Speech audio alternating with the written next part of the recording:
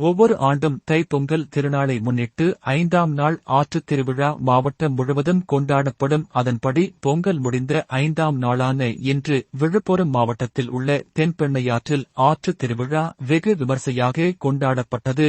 ஏராளமான மக்கள் ஆற்றில் குவிந்து நீராடினர், பல்வேறு விளையாட்டுகளில் ஈடுபட்டனர். மேலும் மாவட்டத்தின் முக்கிய கோவில்கள், சிவாலயங்கள், பெருமாள் தலங்களில் இருந்தும் சிறிய கோயில்களில் இருந்தும் உற்சவமூர்த்திகள் தென்பெண்ணை ஆற்றில் தீர்த்தவாரி நிகழ்ச்சி நடைபெற்றது. விழுப்புரம் மாவட்டத்தின் முக்கிய தென்பெண்ணையாற்று பகுதியான பிடாகம் பகுதியில் ஆயிரக்கணக்கான மக்கள் குவிந்து சாமியை தரிசனம் செய்து தீர்த்தவாரி நிகழ்ச்சியில் கலந்து கொண்டனர். தொடர்ந்து பொங்கல் விளையாட்டுகளிலும் ஈடுபட்டனர். கிராமப்புறங்களில் இருந்து ஏராளமான மக்கள் கரும்பு உள்ளிட்டவைகளை வாங்கி உண்டு மகிழ்ந்தனர். இதனை முன்னிட்டு ஏராளமான கடைகள், பொழுதுபோக்கு விளையாட்டு உபகரணங்கள், ராட்டினம் உள்ளிட்டவை ஆற்றில் அமைக்கப்பட்ட. காலை முதல் மாலை வரை மக்கள் கூடி மகிழ்ச்சியாக ஆற்று திருவிழாவை கொண்டாடினர்.